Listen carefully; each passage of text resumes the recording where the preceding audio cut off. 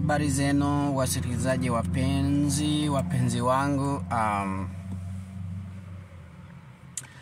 Leo ni mwezi wa 6 tarehe 9 mwaka ni 2025.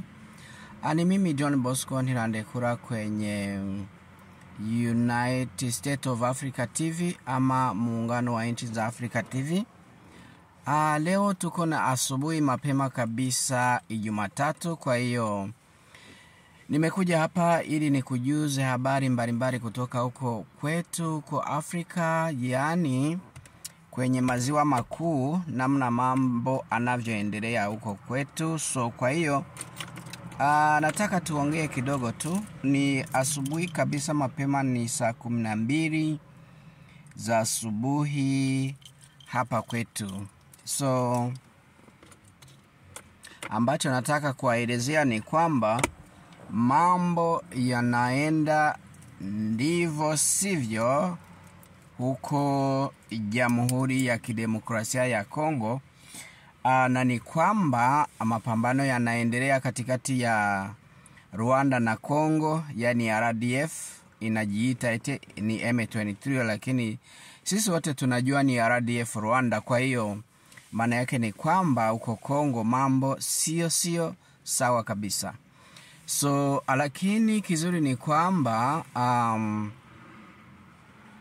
wazalendo na askari jeshi wa Burundi wanaendelea kuchukua sehemu fulani ambazo zilikuwa zimechukuliwa na RDF ya Rwanda.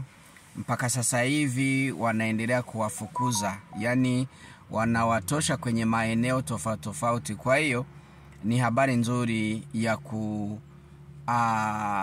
kusisimua vizuri kwamba labda muda mchache tu ama miezi ijayo watakuwa wamesha, yani watakuwa waisha komboa nchi yao yenyewe. Wakongomani watakuwa wanaishi na amani. Acha tusubiri tuone mwezi ujao wa 7 ama mwezi wa 8 kama itakuwaje. So kwa hiyo leo ndo tunawatangazia kwamba huko kuna sehemu nyingi mno walisha watosha, yani RDF ya Rwanda ilishatoka huko, na mambo ni mazuri kuhusu wazalendo na askari jeshi wa Burundi, kwa sababu sasa hivi ndo wanaongoza kwenye mapigano. So hicho ni kitu ambacho kizuri tunaweza kufurahia.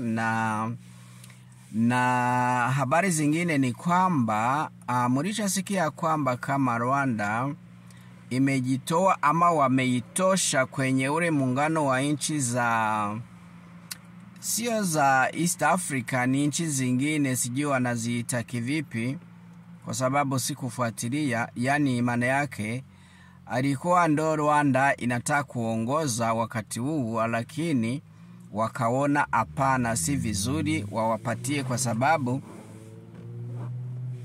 ni watu ambao hawafai kuongoza watu wengine, na hiyo nafasi wakawanyima. Maana yake ni kwamba wakawafukuza.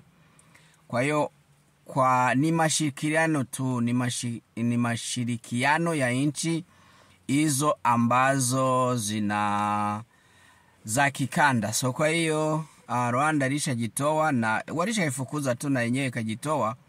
Na fununu zingine ambazo ni kwamba tunazosikia ni kwamba eti Rwanda inataka kujitoa kwenye Umoja wa Mataifa. Hatujui ni itakuwa ni uzimu wa kina gani ambao ama ukichaa ambao utakuwa unaongoza nchi hiyo, kwa sababu huwezi kujitoa kwenye Umoja wa Kimataifa. Labda ingekuwa ni Africa Union ama Umoja wa Afrika ambao labda unaweza sema unajitoa, lakini nchi yenyewe moja haiwezi kujitoa kwenye Umoja wa Mataifa. So labda iwe ni kanda rote nzima. So kwa hiyo acha tusubiri tutaona, ambayo bado hatujayashuhudia tutayaona kwenye utawala wa Inyenzi Nkotanyi wa Interahamwe wa Rwanda hao, na ni wauaji tu. Ndo serikali hiyo ya Rwanda ndo inafanya hivyo kwenye kanda yote nzima. hakuna amani kwa sababu ya serikali ya Rwanda. So ndo hivyo mambo alivyo. Bado tunasubiri matokeo ya uchaguzi wa Jamhuri ya Burundi. Mpaka sasa hivi bado hawajatuambia, lakini tuna imani kwamba labda wiki hii ama mwa hii Ijumaa tutakuja kufanikiwa. Labda mimi sijaangalia habari zozote zile za Burundi nione ni wapi ama walishatangaza ama wapi, kwa sababu ndo nimeamka tu nikaona acha niwapashe habari za asubuhi na mapema, ili tuendelee tuendelee kuwa pamoja, tuendelee kupashana habari ambazo za tofauti huko kwetu, kwa sababu ni habari ambazo tunapasha sisi wote kwa ujumla tunaweza tukasaidiana. So kwa hiyo habari hizo za Burundi za uchaguzi bado hawajatangaza, ama ikiwa waishatangaza ambaye labda amesikia anaweza kaniambia. So lakini nitaangalia baadaye, nitakuja kuona kama wametangaza ama la. So vita huko Kongo kwenye Uvira, ambapo RDF ya Rwanda inaota kila siku eti na ingia Uvira, kwa sababu wanasema kwamba eti wakiingia Uvira maana yake wataingia Bujumbura, na Bujumbura ndo capital ya nchi ya Burundi. Kwa hiyo wanajidai kwamba wakiingia Uvira ndo watarusha makombora huko Bujumbura, Burundi. So kwa hiyo ni mambo ambayo ni kama ni ndoto tu. Bado miezi mingi napita, bado hawajafua dafu. Maana yake ni kwamba wanajeshi wa Burundi warisha tia ngome pale, yani huwezi kaluka kabisa, na ukijidai kwamba unataka kuingia wanakuona hata mara moja. Na kuna habari ambazo zilisha tufikia ni kwamba yani ile nafasi yote ya Uvira kule, yani anga lote angani lilishafungwa.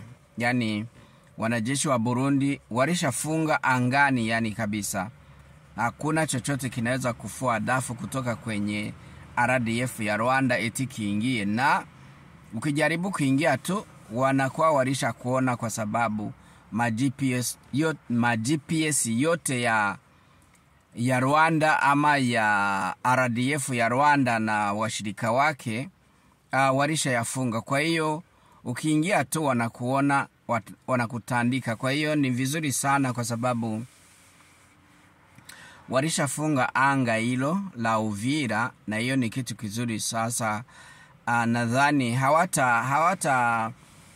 hawatajaribu tena eti wajiingize ndani. Amna, hawatajaribu tena kabisa, kwa sababu walishakufa wengi wakiwa wanataka eti kuvamia Uvira, eti pale Kamanyora, sijui wapi. Yani walishauliwa kinyama. Yani sijui wanajeshi wangapi ambapo walipoteza. Ni wengi mno, ni wengi, hatuwezi kuwahesabia, kwa sababu sometimes unaangalia hata we mwenyewe unasema hawa watu wana akili kweli? Ya unaingiza watu sijui kama wanajeshi 1000 wanafyekwa, unaingiza 5000 wanafyekwa, unaingiza 10000 wanafyekwa. Sasa unadhani itakuwaje? Ni kuwa tu watu wanaenda wanakufa.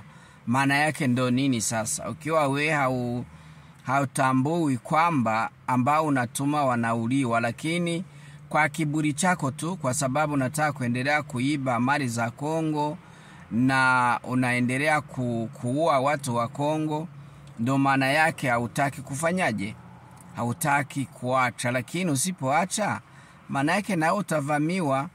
Ndo maana mnaona wazalendo wa Kongo wanasema kwamba itakuwa na wenyewe, kuna wakati wataingia mule Rwanda, kwa sababu hawataendelea kupigania Kongo tu, na Rwanda wanasema wataingia. Kwa hiyo mnaona ni kitu ambacho kitakuja kutokea baadaye, kwa sababu hawataweza kuvumilia tena kuendelea kuuliwa watu, kuendelea kuiba mali za Kongo, kuendelea kufanya mabaya yote yale, na wao tu wanasema kwamba eti bado wanasema eti bado wao wanasubiri tu, eti wanasubiri kitu gani. So ndo maana mnaona mambo yanafika shingoni, yani askari jeshi wa Rwanda nao wanajiita M23. Nilishawaambia kwamba M23 haipo, ni RDF, ni RDF nayo ni M23. Kwa hiyo ndo maana kusema RDF ya Rwanda, yana askari jeshi wa Rwanda ndo wanavamia Kongo, ndo hivyo ilivyo. So tuendelee tutaona, yani vita ni vuta ni kuvute. So uko Katana, uko sehemu zingine, sijui za Katare, sijui za Kalehe, yani sehemu nyingi mno wazalendo na Warundi warisha kamata pale kabisa, yani warisha pakamata. Na vita tena uko kwenye upande wa Goma na yenyewe inaendelea kukamatwa, yani kule kwenye pembezoni zake, pembeni huko Goma walisha pakamata, yani wazalendo walisha kamata sehemu fulani. Nadhani hivi sasa hivi wanasema kwamba wanataka kuingia Kavumu. Kavumu ni kwenye uwanja wa ndege huko ambapo wamekamata mapema, lakini sasa hivi ndo wazalendo wanaelekea kule Kavumu, na baadaye ndo watafika wapi? Watafika Bukavu. Ndo watafika Bukavu, kwa sababu Kavumu ni uwanja wa ndege. Ukitoka hapo ndo wanaingia Bukavu kabisa mara moja. Hawata subiri chochote kile. So tukienda Warikare ndo hivyo. Warikare walisha chapa wa RDF, lakini eti wame deploy, yani wametuma askari jeshi wengi sana kutoka Rwanda, ndo wanaenda kupambana Warikare. Lakini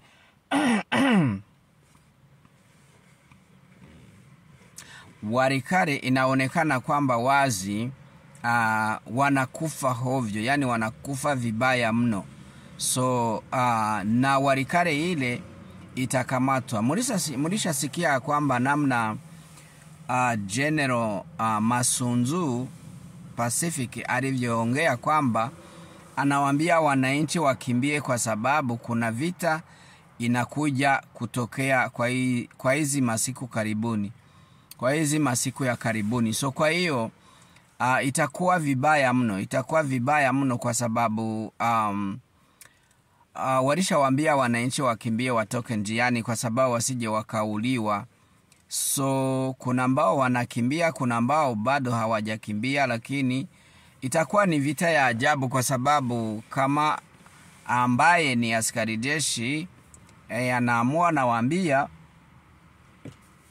eti watoke wasije wakakufa, maana yake itakuwa sio leremama, yani itakuwa ni vita kabisa, vita ya ajabu.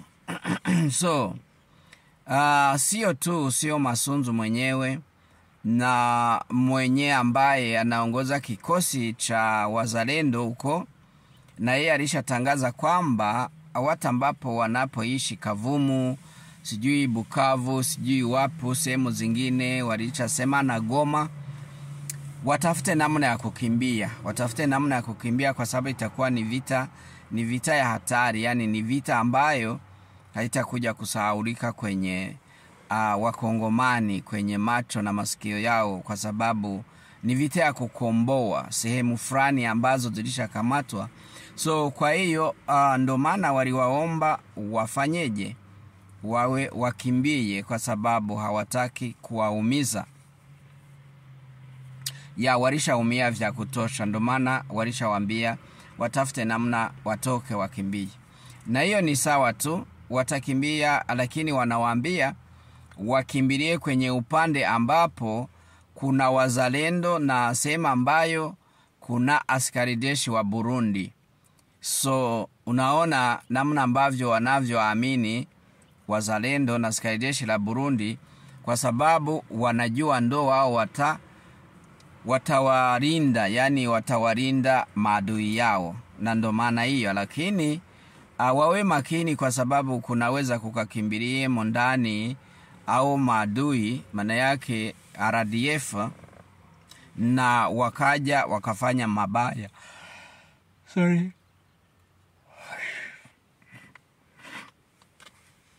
Na wakaja wakafanya mabaya kwenye upande wa Warundi, askari jeshi la Burundi, ama kwenye upande wa askari jeshi la wazalendo.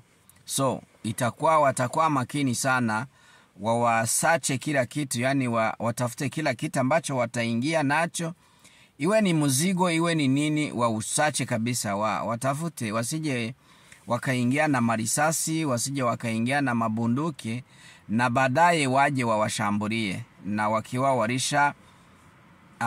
walishafika kwao. So sio, haitakuwa vizuri sana. So ndo maana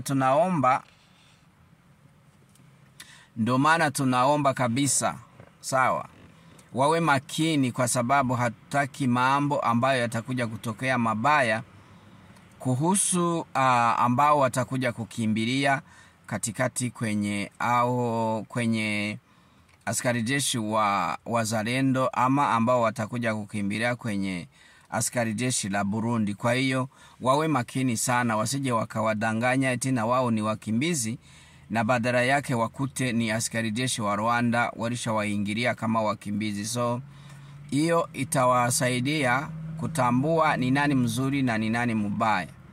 Sawa. So tutoke hapo tuingie Rwanda ndani. Tulishasema ambavyo vilivyotokea, waliwanyima nafasi yao ya kutawala kwenye vikundi ambavyo ni vya maziwa makuu, lakini badala yake mlishaona kwamba wanatangaza Rwanda kwamba wanajitoa kwenye ushirika wa maziwa makuu, ili wasije hawatashiriki tena.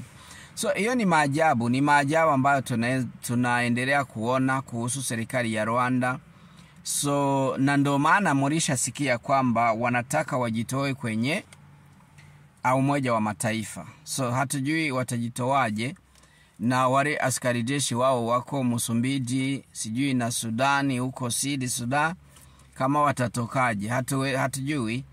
Labda ikingari tu mapema, kuelewa ni kitu gani kinachoendelea kwao katikati yao, kwa sababu tunaona ni kama ni kimbunga tu kinawatembeza, kama kinawatembeza kichapo. So anyway, kwa hiyo ninawaombeni kabisa, mshukuruni na mutie big up kwenye wanajeshi, askari jeshi la Burundi. Yani ni askari jeshi ambalo kwenye kanda kabisa linajulikana kama ni askari jeshi lenye nguvu kabisa. Yani lilisha dhibiti adui ya Kongo, na adui yao mnajua ni Rwanda, na tena na Rwanda ni adui wa Burundi na Tanzania.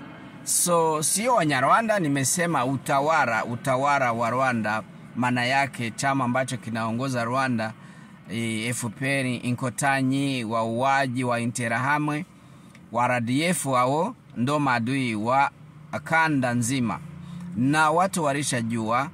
So vizuri sana kwa sasa hivi askari jeshi wa Burundi waliwadhibiti huko Kongo, yani wanawapiga vibaya mno, na wanijidai kwamba eti wanataka kuingia Uvira, lakini bado kabisa hawafui dafu, hawaingii kabisa. Wakijaribu wanauliwa. So ndo hivyo. Na ni vita ya Rwanda tu na Burundi mure Kongo, watu wasije wakajidanganya. Na mnajua Rwanda iko na Uganda na Kenya na South Sudan na Somalia, na Watigre wanatoka Ethiopia. So ni nchi, wanasema ni nchi kama 12 zinaingia kumsaidia Rwanda, lakini nchi ya Burundi tu na wazalendo, askari jeshi wa Burundi, askari jeshi wa wazalendo Kongo, wanawadhibiti kabisa, wanawapiga kishenzi sana. Yani wanawapiga, wanawatoa, wanakimbilia sehemu fulani zingine ambazo bado wao wanazishikilia. So mnaona ni jinsi gani sasa sorry, mnaona ni jinsi gani serikali ya Burundi inaendelea kupigana huko Kongo na wazalendo askari jeshi wao. Yani maana yake ni kwamba mimi siongelei askari jeshi wa Kongo kwa sababu haina maana kuwaongelea, kwa sababu muda wote ule wanakuja wanawanunua, wanawalipa hela na wao wanauzisha nchi na wanajiondokea. So ndo maana mimi siwaongelei, kwa sababu sijaona kitu ambacho walichofanya ni kitu gani, bado mapema. So ndo maana wazalendo ndo walishageuka kuwa ni serikali ya nchi. Yani wazalendo ndo askari jeshi wa nchi ya Kongo, kwa sababu askari jeshi la Kongo tulishajua ni askari jeshi ambalo walishaachiwa na Kabila, na Kabila mnajua alishafanya mix maana yake alishachanganya askari jeshi wa Kongo, wa Rwanda, sijui wa wapi, wa Uganda. So hao ndo wanaitwa ni askari jeshi wa Kongo, na ndo maana unaona maadui yao wa Rwanda wakifika sehemu fulani hao wanajiita eti ni askari wa Kongo, wanatoka tu wanakimbia. Lakini ni kwa sababu gani wanawaachia sehemu fulani? Kwa sababu wanawapatia hela kama $1,000,000 ama $5,000,000 za dola za Kimarekani, wanamupatia mjenerali wa Kongo ambaye anaongoza sehemu fulani. Akikamata hizo hela, yeye anawaambia tu, anaamurisha makosi yote mazima, yani anawaamurisha watoke hapo, kwa sababu anawaambia adui anaingia, kwa hiyo tutoke wasije wakawapiga marisasi. Na unajua kwenye askari jeshi ambacho wanachofanya ni kutii amri na kutii, basi hakuna maswali, ndo maana yake sasa. So general wa Kongo akiwaambia eti mtimue mtoke hapo, na wanatoka tu, kwa sababu hawawezi wakasimama hapo, kwa sababu hawawezi wakajiongoza. Maadui wanaweza wakakamata na wakawaua. Ndo maana sasa sio vizuri, na ndo maana unaona wanawanunua, wanawafanyia kitu ambacho wanachohitaji, kwa sababu wanajua hawezi kufua dafu. So ndo hivyo vya Kongo sasa hivi. Sasa tunaona askari jeshi wa wazalendo na askari jeshi la Burundi ndo watawala pale, ndo wanapigana, sio askari jeshi wa Kongo, kwa sababu hawafanyi chochote. So hicho ni kitu kizuri ambacho kinatuonyesha kwamba vita ni vita tu, itakuwa vita kabisa kwa miezi ijayo. Lakini hata iwe vita ya namna gani, itaisha, kwa sababu ambacho wanapigania sasa hivi ni uhuru wa Kongo. Yani uhuru wa Kongo. Kongo ikipata uhuru ama Rwanda wakipiga, ndio kanda rote nzima la maziwa makuu itakuwa na amani.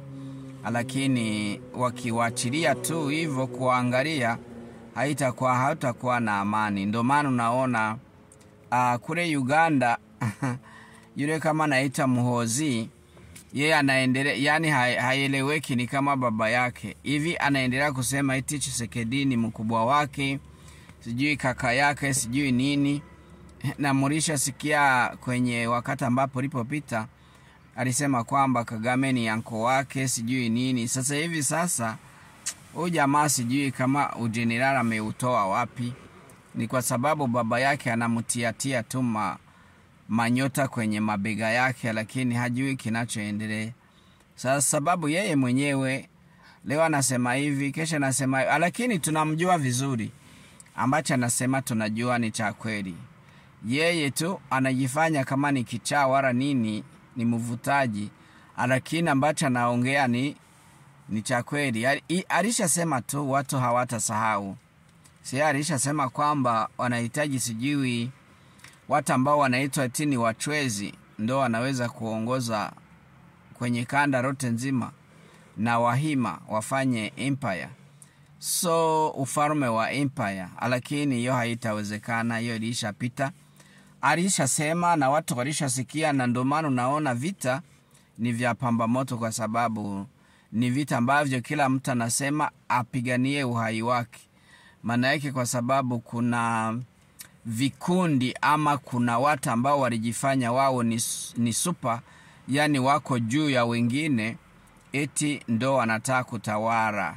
Na ndio maana unaona, kwa sababu habari zilishajulikana na kila mtu alishajua ni kitu gani kinachoendelea, so ndio maana unaona vita yani ni kupambana kabisa, kupana kufona, kufa na kupona, kwa sababu usipopigana na watakuwa na wanaweza kukuua.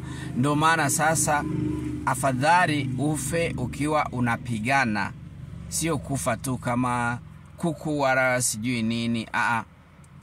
Ukifa wewe uko kwenye vita sawa tu, lakini wakikukamata kama vile mnavyoona wanavyokamata wale vijana wa Goma, wengine wanawaua, akikataa kwenda kwenye mapigano anauliwa hapo hapo. Na mlishaona wengi walishawapiga mafimbo wanakufa, wa mama, wa dada, wasichana wadogo, wavulana, wa baba, wazee. Yani ni maajabu, ni janga tu, unaona.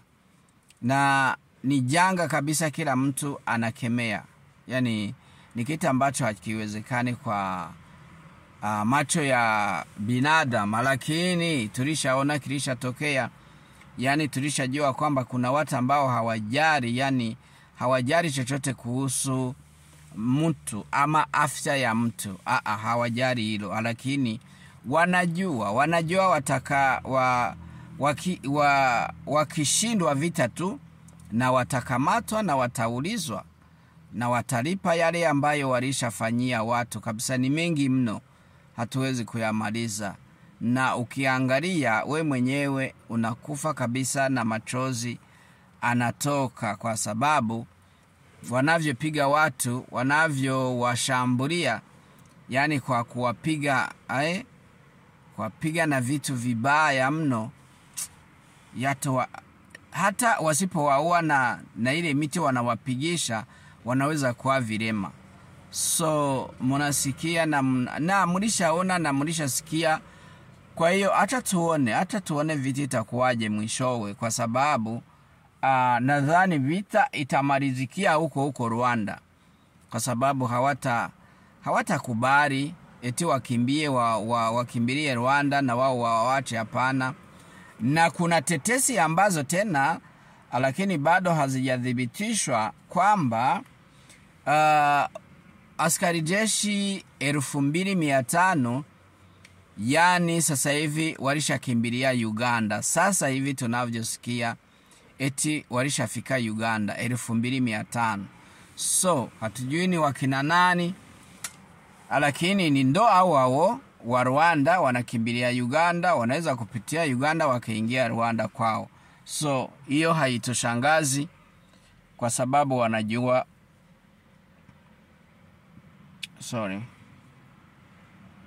kwa sababu wanajuana wenyewe. So ndo hivyo sasa. Kwa hiyo ndugu zangu wasikilizaji, ndo habari hizi ambazo nimewapasha asubuhi ya leo, Jumatatu, mwezi wa 6, tarehe 9, mwaka 2025. Na ni mimi John Bosco Nirandekura kwenye United States of Africa TV, muungano wa nchi za Africa TV, ili niwapashe habari hizi za motomoto za asubuhi na mapema hapa kwetu. So itasaidia na ninyi mwenyewe mtajua ni kitu gani ambacho kinachoendelea. Kwa hiyo niwasihi munifanyie hesabu kama uko Australia, Afrika, Australia, Marekani, Ulaya, Canada. Ninyi wote ni washukuruni kabisa. Shukrani zangu ziwafikie, na muendelee kunifanyizia subscribe na mutie ma comment, na muendelee kuwapatia linki ya hii channel yenu ya United States of Africa TV, na watu wengine waijue, na tutaendelea kupashwa na habari za motomoto tofauti kutoka sehemu zozote za dunia. Na mambo ya Ukraine mlishasikia. Sasa hivi Russia inafanyaje? Ina revenge. Unaona? Inakuja kurevenge vile ambavyo Ukraine imefanya kwenye Russia. So na ndio hicho kinachoendelea. Na Russia wanasema inaendelea kukamata vijiji nini yani vingi sana. So kwa hiyo tutaendelea kujua ni kitu gani kinachoendelea. Tutaendelea kufuatilia. Kwa hiyo asanteni, muwe na siku njema ama jioni njema ama usiku mwema. Tuko pamoja, ninawapenda sana. Bye bye.